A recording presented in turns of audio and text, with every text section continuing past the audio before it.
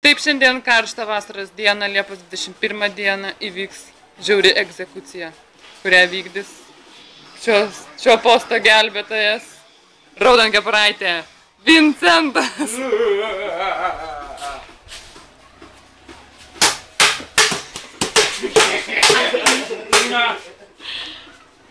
Nesa, gatovo.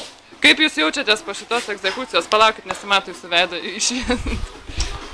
Aš pats jau toks palengvėjimas, net įsivaizduoju. O jūs kaip jaučiatės, Ženė? Polnus siel. O štai paklausime dabar liudininkų, kaip jums šiek Žiauriai gražu. Žiauriai, ar ne? Ir štai pasižiūrėkime dabar. Įkalčiai. Jų pilna visur. Это kapinės. Nebartai du. Antrosios Melnragės kapinynas. Ne, antrosios Melnragės, nebartai du čia.